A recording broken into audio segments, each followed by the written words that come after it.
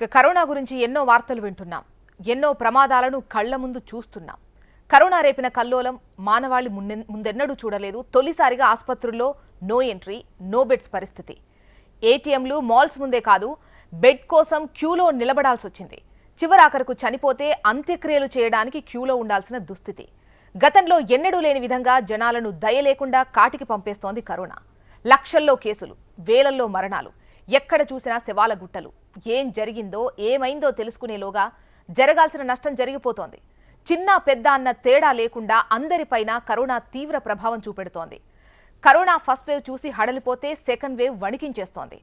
అప్పటి వరకు బాగానే ఉన్న వ్యక్తులు అమాంతంగా ప్రాణాలు కోల్పోవడం సెకండ్ వేవ్లో ఎక్కువగా చూస్తున్నాం. డబుల్ మ్యూటెంట్ వైరస్ రోగులను ఊపిరాడకుండా చేస్తోంది. అమాంతంగా వైరస్ లోడ్ పెరగడంతో కూడా ప్రాణాలకు ముప్పుగా మారుతోంది. కరోనా వచ్చాక 4 రోజులు జ్వరం తగ్గకపోతే తిరిగి మరోసారి జ్వరం వస్తే ఎంత మాత్రం ఆలస్యం చేయకుండా వైద్యున్ని సంప్రదించాలంటూ నిపుణులు హెచ్చరిస్తున్నారు. ఇలాంటి కేసుల్లో క్యాజువాలిటీస్ పెరుగుతున్నాయని వైద్యులు అంటున్నారు. అందుకే వైద్యుల పర్యవేక్షణలో నిరంతరం అప్రమత్తంగా ఉండాలని సూచిస్తున్నారు. ఊపిరి అందకపోవడం దగ్గర నుంచి రక్తం గడ్డకట్టడం వరకు ఎదురవుతున్న ఎన్నో సమస్యలపై Asian institute of gastroenterology director, senior వైద్యులు విశ్వనాథ్ గెల్లా గారు మనతో పాటు సిద్ధంగా ఉన్నారు మాట్లాడేందుకు. ఇక కరోనాకు, బ్లాక్ ఫంగస్కు మధ్య ఉన్న సంబంధాన్ని కూడా డాక్టర్ గారిని అడిగి మనం తెలుసుకుందాం. మీరు డాక్టర్ గారితో మాట్లాడాలంటే స్క్రీన్ పై ఉన్న నంబర్స్కు కాల్ చేయొచ్చు. నమస్తే డాక్టర్. నమస్కారం అండి. సార్, చూస్తున్నాం, ఆల్రెడీ నేను చెప్పాను, ఫస్ట్ వేవ్లో సెకండ్ వేవ్లో సిచ్యువేషన్ మేమైతే చాలా వేరియేషన్ కనిపిస్తోంది మాకు. ఫస్ట్ వేవ్లో తీవ్రత ఇంత ఎక్కువగా కనిపించలేదు, బట్ సెకండ్ వేవ్లో చాలా ప్రమాదకరంగా అనిపిస్తోంది. సడన్ డెత్స్ ఎక్కువగా చూస్తున్నాం అండ్ హెల్త్ కూడా చాలా పాడవుతున్నటువంటి సిచ్యువేషన్ కనిపిస్తోంది. ఎక్కువ మంది పేషెంట్స్ హాస్పిటల్స్ ముందు క్యూ కడుతున్నటువంటి పరిస్థితి చూస్తున్నాం మేము. అసలు ఎందుకు ఇంత సివియారిటీ వచ్చిందంటారు? ఇంత తీవ్రతకు కారణం ఏంటంటారు? సో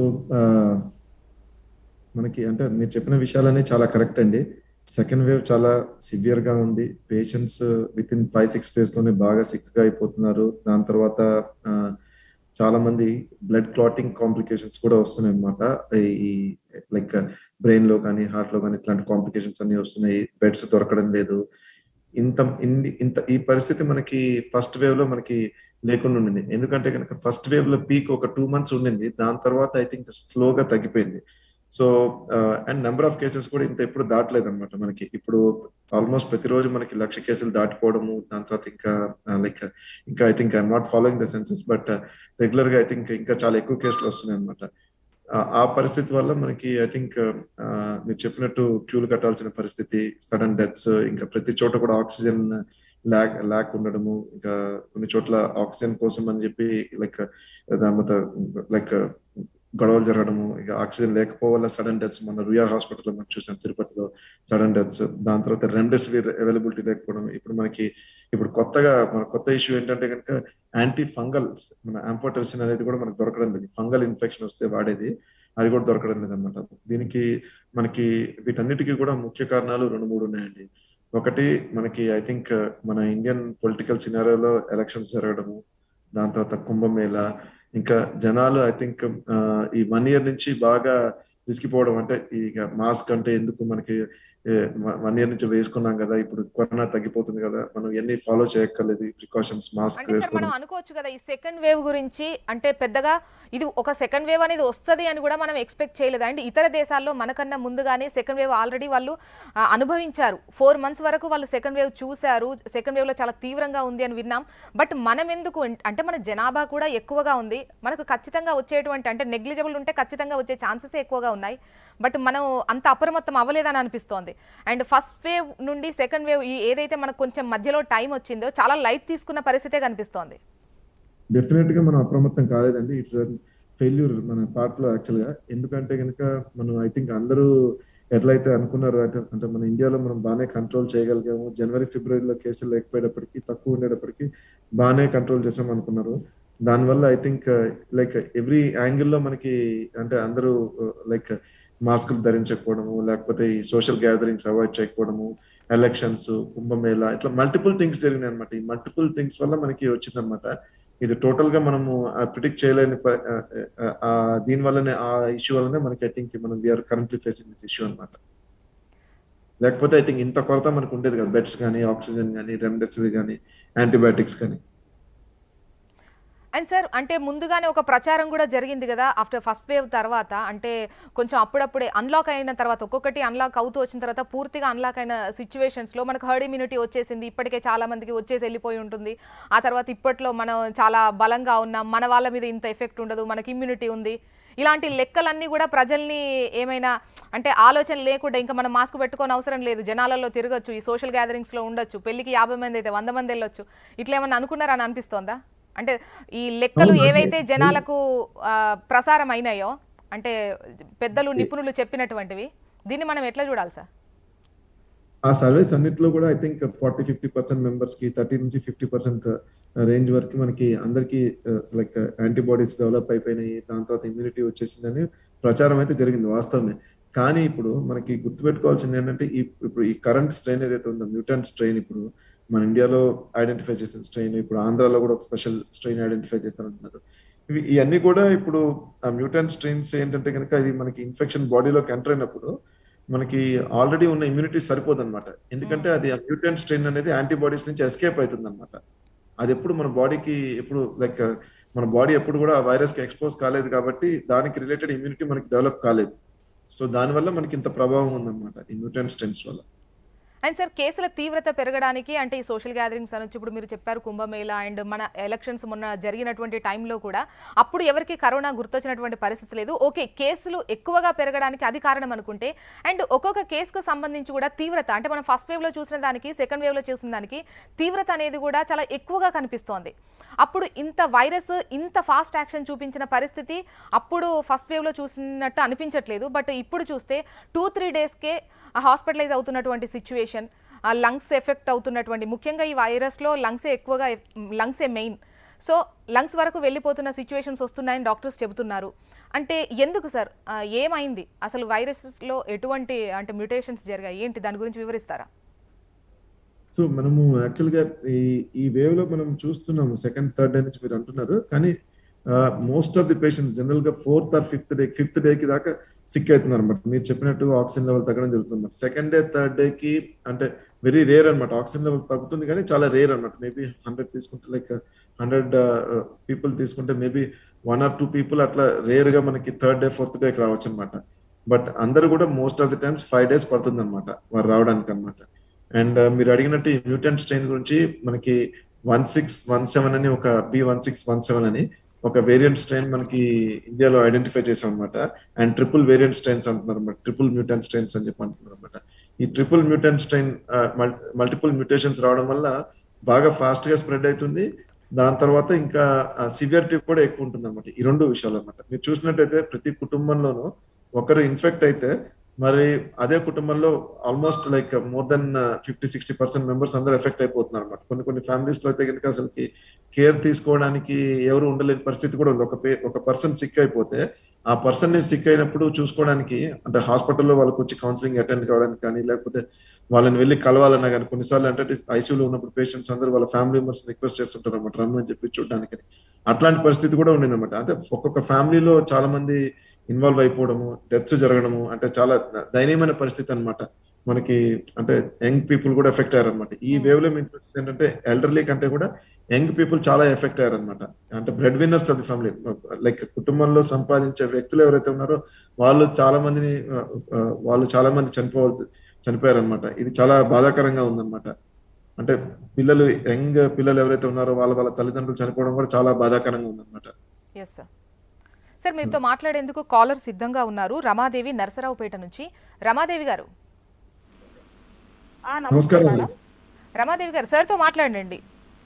నమస్తే సార్. నమస్తే అండి. సార్ నా పేరు రమాదేవి, నరసరావుపేట నుంచి కాల్ చేస్తున్నాను. చెప్పండి. మా మరదల సార్ తనకు వచ్చేసి 30 సంవత్సరాలు సార్, తనకి పాజిటివ్ అని తేలింది.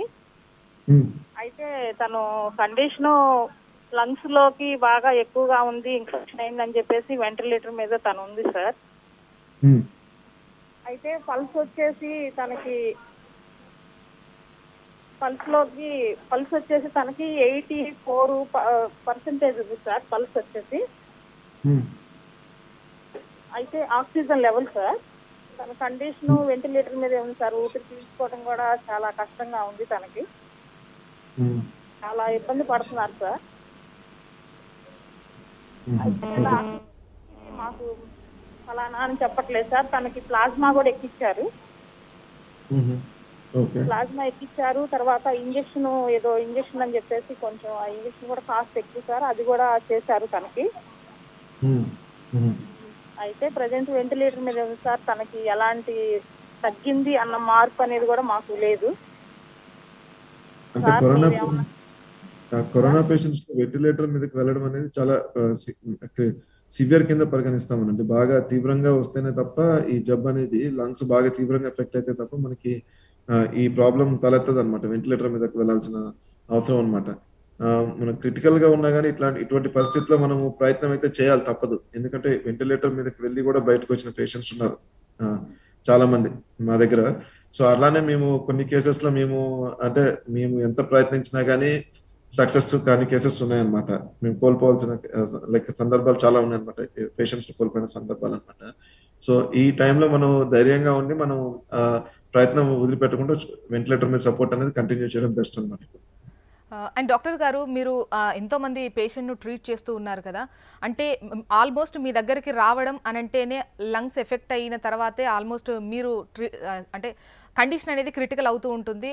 అసలు వాళ్ళ సిమ్టమ్స్ ఏ విధంగా ఉన్నప్పుడు మీ దగ్గరకు వస్తున్నారు, ఏ విధంగా ఉన్నప్పుడు మోర్ ఛాన్సెస్ ఉన్నాయి బ్రతకడానికి, మోర్ ఛాన్సెస్ ఉన్నాయి డేంజరస్ అవ్వడానికి? సో ఎవరికైనా కానీ సింటమ్స్ ఫస్ట్ స్టార్ట్ అయినప్పుడు మనకి అంటే దగ్గు, జలుబు, గొంతు నొప్పి, జ్వరము, వీటితో ఈ అప్పర్ రెస్పిరేటరీ సింటమ్స్ తో వస్తుంటారు అనమాట.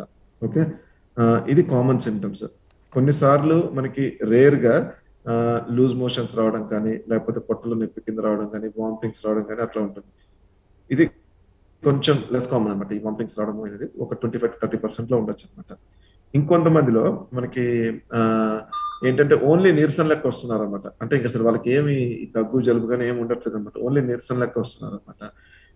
ఇంకా కొంతమందిలో ఏంటంటే కనుక అసలు వాళ్ళకి అంటే ఈ డైరెక్ట్ గా కొంచెం ఈ హార్ట్ అటాక్ రావడము, లేకపోతే మనకి ఈ బ్రెయిన్ స్ట్రోక్స్ రావడము, అది రేర్ అనమాట. అది వాళ్ళకి ఇంకా ఎటువంటి లక్షణాలు లేకుండా హార్ట్ అటాక్, బ్రెయిన్ స్ట్రోక్స్ రావడము, ఇవన్నీ ఎందుకంటే బ్లడ్ క్లాటింగ్ వల్ల అనమాట. ఇట్లా రేర్ గా అవుతుంది అనమాట.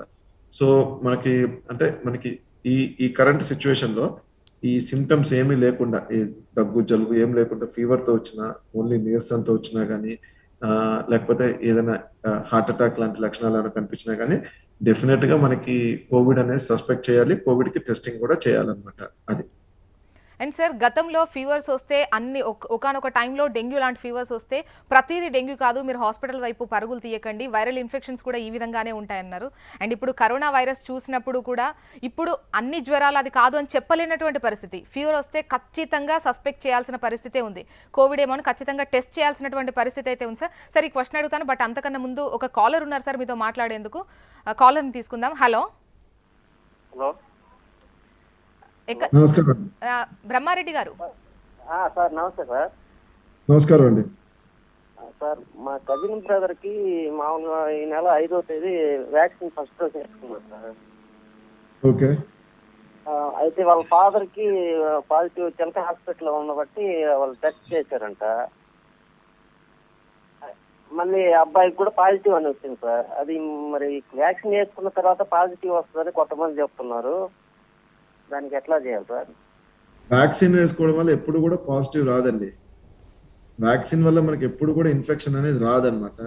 అక్కడ వ్యాక్సిన్ వేయించుకోవడానికి వెళ్ళినప్పుడు కొన్నిసార్లు మనం తగు జాగ్రత్తలు తీసుకోకపోతే, మాస్క్ సరిగ్గా వేసుకోకపోయినా, N95 వేసుకోకపోయినా, లేకపోతే ఇంకా అంటే మనము హ్యాండ్ వాషింగ్ సరిగ్గా చేసుకోకపోయినా, శుభ్రం చేసుకోకపోయినా కానీ చేతులు, దానివల్ల మనకి వైరల్ ఇన్ఫెక్షన్ వచ్చి చాలా మందికి కోవిడ్ వస్తుంది అనమాట. అయితే అక్కడ ఏంటంటే ఈ వ్యాక్సిన్ వేసే ప్లేసెస్ లో కూడా చాలా చోట్ల జనం గుమిగొట్టడం వల్ల సోషల్ డిస్టెన్సింగ్ అనేది మెయింటైన్ కావట్లేదు. దానివల్ల వారికి కోవిడ్ ఇన్ఫెక్షన్ అనేది వస్తుంది అనమాట.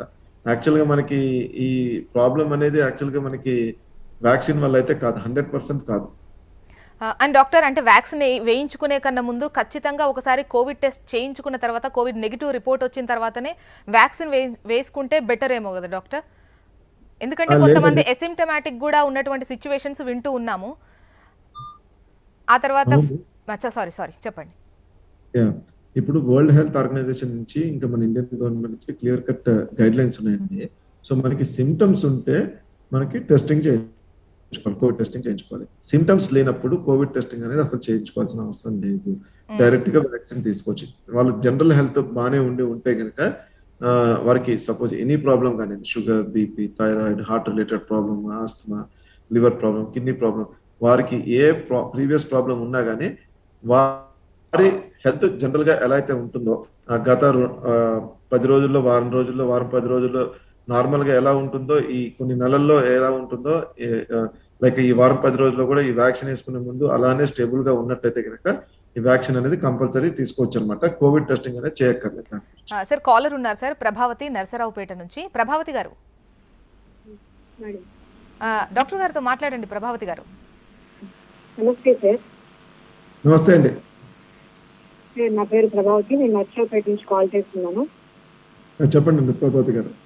సార్ మా అక్కకి కరోనా పాజిటివ్ వచ్చింది సార్. సో మేము హాస్పిటల్ జాయిన్ చేసాము, ప్లాస్మా ఇంజెక్ట్ చేసాము, ఆ తర్వాత బెవాసిజిమాబ్ ఇంజెక్షన్ కూడా ఇచ్చారు సార్. షీజ్ ఆన్ వెంటిలేటర్ నా. అయినప్పటికీ కూడా ఆక్సిజన్ లెవెల్ అనేది 84 ఉంది సార్. నేను ఓకే చెప్పండి సార్. ఇప్పుడు మీరు చెప్పారు, ఇప్పుడు వెంటిలేటర్ మీద ప్లాస్మా అనేది ఎప్పుడు అంటే కనుక ఫస్ట్ 10 రోజుల లోపల పేషెంట్ వచ్చినట్టయితే కనుక వారికి అంటే జ్వరం రెమ్డెసివిర్ ఇచ్చిన తర్వాత కూడా జ్వరం తగ్గకపోయినా, లేకపోతే ఆక్సిజన్ 2-3 లీటర్ల మీద అంటే లో ఫ్లో ఆక్సిజన్ అనమాట, అంటే మనకి ఆక్సిజన్ లెవెల్ తగ్గడం స్టార్ట్ అయింది బట్ బిగినింగ్ స్టేజ్ లో ఉన్నాం అనుకోండి, ఆ స్టేజ్ లోనే ప్లాస్మా అనేది పనిచేస్తుంది అనమాట. జనరల్ గా మనకి ఈ 10 రోజులు దాటిపోయిన తర్వాత ఇంకా హై లెవెల్ ఆక్సిజన్ మీద సపోర్ట్ మీద ఉంటే కనుక అసలుకి ప్లాస్మా అనేది పనిచేయదు. సెకండ్, మీరు బెవాసిజుమాబ్ అనే ఇంజెక్షన్ చెప్పారు. ఈ బెవాసిజుమాబ్ అనే ఇంజెక్షన్ మేము చాలా స్టడీ చేసామండి ఇక్కడ. దానికి రీసెర్చ్ ఆర్టికల్స్ కొన్ని పబ్లిష్ అయినాయి దాని మీద. కానీ ఈ బెవాసిజుమాబ్ అనేది మాలిక్యూల్ ఏమాత్రం హెల్ప్ఫుల్ లేదు ఇది. ఎందుకంటే కనుక చాలా ఆల్మోస్ట్ ఈ ఒక ఇంజెక్షన్ 40,000 నుంచి 50,000 దాకా కాస్ట్ అవుతుంది అనమాట. ఈ దాని మీద సైంటిఫిక్ ఏదైతే మనకి జర్నల్స్ లో పబ్లిష్ అయిందో ఆ డేటా చూసినట్టయితే కనుక మాకు అర్థమైంది ఏంటంటే ఈ బెవాసిజుమాబ్ అనే మాలిక్యూల్ పేషెంట్స్ కి హెల్ప్ కాదు. మనం ఇంత ఖర్చు పెట్టాల్సిన అవసరం లేదు. ఎందుకంటే ఇది ఒక పానిక్, అంటే ఒక భయాందోళనతో పేషెంట్ కి ఏదో అయిపోతుంది, ఏదో ఒకటి ఇచ్చాలనే ఉద్దేశంతో అందరూ ఈ టోసిలిజుమాబ్, బెవాసిజుమాబ్ అని ఇస్తున్నారు అనమాట. సో బెవాసిజుమాబ్ అనేది ఏమాత్రం పనిచేయదు అనమాట అది. సో ఐ థింక్ ఇప్పుడు ఉన్న పరిస్థితుల్లో మనకి యాంటీబయాటిక్స్ ఏమైనా ఇన్ఫెక్షన్ ఉంటే యాంటీబయాటిక్స్ ఇవ్వడము, వెంటిలేటర్ మీద ఉన్నప్పుడు ఆక్సిజన్ సపోర్ట్ ఇచ్చి వెయిట్ చేస్తూ ఉంటారు అనమాట. మరో కాలర్ ఉన్నారు సార్, బాబు యాదవ్ హైదరాబాద్ నుంచి. బాబు యాదవ్ గారు మాట్లాడండి, సార్ తో మాట్లాడండి. నమస్కారం సార్. నాకు పోయిన నెల 12 తారీఖు ఇట్లా ఉందని చెప్పారు సార్. ఏముందని చెప్పారండి? పోయిన నెల 12 తారీఖు మీకు కరోనా వచ్చిందని చెప్పారు ఇక్కడ బస్సు దవాఖానలో సార్. ఓకే. తర్వాత ఆడికెళ్ళి ఇంట్లోనే ఉండిపోయినా, తగ్గినాక పోయిన నెల 28 తారీఖు మళ్ళీ టెస్ట్ చేయించిన, ఏం లేదు ఆర్టీసీ చేయించిన ఏం లేదన్నారు. కానీ ఇప్పటికీ నా కాలు చేతులు గూస్తున్నాయి, కారణ వస్తలేదు, అంత నీరసం ఉంది సార్. ఇట్లా ఎన్ని రోజులు ఉంటుంది ఉంటుందా? కొంతమందికి నీరసము నెల నుంచి 2 నెలలు 3 నెలలు కూడా ఉంటుందన్నమాట. మీరేమి దాని గురించి కంగారుపడాల్సిన అవసరం లేదు. ఎందుకంటే కనుక మనకి మెయిన్ కాంప్లికేషన్ అనేది లంగ్స్ ఎఫెక్ట్ కావడము, ఆక్సిజన్ లెవెల్ తగ్గడము, ఇంకా ఐసీయూలో అడ్మిషన్ కావాల్సిన పరిస్థితి వస్తే కనుక చాలా కంగారు పడే పరిస్థితి. మీరు చెప్పిన ఏదైతే ప్రాబ్లం ఉందో నెమ్మదిగా అది దానికి టైం ఇస్తే కనుక సర్దుకుంటుంది అనమాట. మీరు నార్మల్ గా మంచి వాటర్ 3 లీటర్స్ తాగండి, మల్టీవిటమిన్స్ ఏమైనా జింకోవిట్ లాంటివి కానీ ఏదైనా మల్టీవిటమిన్స్ మీ దగ్గర ఏది ఉంటే అది టాబ్లెట్ వేసుకోండి. స్లోగా వాకింగ్ అన్ని కూడా చేసుకోండి అనమాట. సో ఈ నీరసం అనేది నెమ్మదిగా టైంతో తగ్గిపోతుంది. అండ్ సార్ మరో కాలర్ ఉన్నారు, వీరయ్య కోదాడ నుంచి. వీరయ్య గారు నమస్తే మేడం. నమస్తే అండి, అడగండి, చెప్పండి డాక్టర్ గారికి. నమస్తే సార్. నమస్కారం వీరయ్య గారు. సార్ నాకు అది 7 months నుంచి ఛాతీలో అప్పుడప్పుడు నొప్పులు వేస్తుంటారు సార్. ఓకే. సార్ సార్ నాకు ఛాతీలో అప్పుడప్పుడు నొప్పులు వేస్తుంది సార్, లెఫ్ట్ సైడ్ ఛాతీలు. ఓకే. అయితే డాక్టర్ గారు చూపించాం సార్, లంగ్స్ లో ఒక వాల్స్ కొంచెం జామ్ అయింది అంటున్నారు. లంగ్స్ లో వాల్వ్ జామ్ అయింది అంటున్నారా? అది టాబ్లెట్స్ వాడడం ఎందుకు చూపించుకున్నా తక్కువ కాలేదు సార్, మీరు హాస్పిటల్కి వస్తే మంచిగా ఉంటుంది సార్. లంగ్స్ వాల్వ్ జామ్ కావడం అనేది వేరే డెఫినెట్లీ డిఫరెంట్ కండిషన్. బట్ ఇక్కడ ఐ థింక్ గుండె స్పెషలిస్ట్ చూపించుకోవాలి. మీరు వస్తే కనుక చూపించవచ్చు. అక్కడైనా కానీ మీకు ఇష్టమైన హాస్పిటల్లో, మంచి హాస్పిటల్లో చూపించుకోండి ఈ గుండె స్పెషలిస్ట్కి. డాక్టర్, అంటే ఇప్పుడు కేసెస్ చూస్తే సివియారిటీ ఎక్కువగా ఉంది, ఎట్ ద సేమ్ టైం వ్యాధి తీవ్రత కూడా ఎక్కువగా కనిపిస్తున్నటువంటి పరిస్థితి అయితే ఉంది. అండ్ కొన్ని సందర్భాల్లో ఎసిమ్టమాటిక్ ఉండి కూడా సడన్ డెత్స్ ఈ టైంలో చూస్తున్నాం, ఈ సెకండ్ వేవ్లో. And this is the right time డాక్టర్ని కన్సల్ట్ అవ్వాలంటే ఖచ్చితంగా ఈ టైంకి డాక్టర్ కన్సల్ట్ అవ్వాలి, ఈ సిమ్టమ్స్ మీలో ఉంటే అప్పుడు కరోనాను జయించవచ్చు అనేది ఎప్పుడు చెప్తారు సార్ డాక్టర్? అండ్ ఫైనల్గా వ్యూయర్స్కు మీరు ఇచ్చే సలహాలు, సూచనలు కూడా చెప్పండి. సో నేను ఇందాక చెప్పినట్టు కొన్ని అంటే రెస్పిరేటరీ సిమ్టమ్స్, దగ్గు, జ్వరం, జలుబు, గొంతు నొప్పి ఇవన్నీ ఉన్నప్పుడు కంపల్సరీ అంటే మనకి హోమ్ ఐసోలేట్ చేసుకోవాలన్నమాట. ఇప్పుడున్న కరెంట్ పరిస్థితిలో కరోనా టెస్ట్ చేసినా చేయకపోయినా మనం ఐ థింక్ మనం హైలీ సస్పెక్ట్ కింద మనం కన్సిడర్ చేయాలన్నమాట. ఎందుకంటే ఇప్పుడు కరోనా టెస్టింగ్ దగ్గరికి వెళ్ళి కూడా చాలా మంది ఇన్ఫెక్ట్ అయిపోతున్నారు అనమాట, టెస్ట్ చేయించుకోవడానికి వెళ్ళి కూడా. సో మనకి ఈ మైల్డ్ డిసీజ్ లో జనరల్ గా ఏం చేయాలంటే కనుక మెయిన్ హోమ్ ఐసోలేషన్ ఉండడము, దాని తర్వాత మానిటరింగ్ బాగా చేసుకోవాలి ఇంటి దగ్గర. పల్స్ ఆక్సిమీటర్స్ అనేది సింపుల్ గా ఇప్పుడు మనకి 700 to 800 రూపీస్ లోపల పల్స్ ఆక్సిమీటర్స్ మనకి మార్కెట్ లో అవైలబుల్ ఉన్నాయి. ఇంటి దగ్గర మనం చెక్ చేసుకోవాల్సింది ఏంటంటే కనుక టెంపరేచర్ థర్మోమీటర్ తో చెక్ చేసుకోవడము, ఆక్సిజన్ లెవెల్ చెక్ చేసుకోవడము, అండ్ ఒక మల్టీవిటమిన్ ఏమైనా ఉంటే కనుక తీసుకోవడం అనమాట. అండ్ మనకి స్టీమ్ ఇనలేషన్ కానీ సిమ్టమాటిక్ ట్రీట్మెంట్ ఏదైనా ఉంటే కనుక తీసుకోవడమే. ఫస్ట్ వీక్ లో మనం చేయకూడదు మనం బాగా తెలుసుకోవాలన్నమాట. స్టీరాయిడ్స్ అనేది వాడకూడదు అనమాట. అట్లీస్ట్ ఫస్ట్ 5 to 7 days లో వాడకూడదు. చాలా మంది ఏంటంటే నాకు కరోనా వచ్చేసింది, నేను ఏదో ఒకటి చేయాలి అంటే ఒక థాట్ అనమాట. పేషెంట్స్ లోనే ఉంటుంది, డాక్టర్స్ లోనే ఉంటుంది అనమాట. నేను ఎవరిని తప్పు పట్టట్లేదు, కానీ ఏదో ఒకటి ఇట్లా ఈ ప్రాబ్లం ఉన్నది, మనకి కరోనా ఉంది కాబట్టి మనము ఇప్పుడు ఏదో ఒకటి స్టీరాయిడ్ ఏదో ఒకటి తీసుకుంటే కొంచెం కాంప్లికేషన్స్ రాకుండా ఉంటుందేమో, ఆక్సిజన్ లెవెల్ తగ్గకుండా ఉంటుందేమో ఫ్యూచర్ లో అనే సదుద్దేశంతోనే చేస్తున్నారు. కానీ చాలా మంది తెలుసుకోకుండా అది అంటే దానివల్ల చాలా ప్రాబ్లం ఉంటుందని తెలుసుకోకుండా వాడుతున్నారు అనమాట. ఈ 5 days తర్వాత ఏమవుతుందంటే స్టీరాయిడ్ వాడటం వల్ల 5 days 6 days తర్వాత దాని ఎఫెక్ట్ తెలుస్తుంది అనమాట. దానికి వెంటనే న్యూమోనియా పెరిగిపోవడము, ఆక్సిజన్ లెవెల్ తగ్గడము చాలా జరుగుతుంది అనమాట. సో ఫస్ట్ 5 days లో మనం హోమ్ ఐసోలేషన్, విటమిన్స్ మన జాగ్రత్తగా మనం చెక్ చేసుకోవడం అనమాట. ఓకే. ఈ టెంపరేచర్ ఒక 3-4 days కంటిన్యూస్ గా తగ్గకుండా ఉంటే కనుక డెఫినెట్ గా మనకి వాళ్ళకి ఎక్కడైనా బెడ్ దొరికితే రెమ్డెసివిర్ తీసుకోవడం కానీ, ఇంకా ఈ మల్టీవిటమిన్స్ తీసుకోవడం కానీ, ఇంకా ఐవర్మెక్టిన్ టాబ్లెట్ తీసుకోవడం కానీ చేయొచ్చు అనమాట.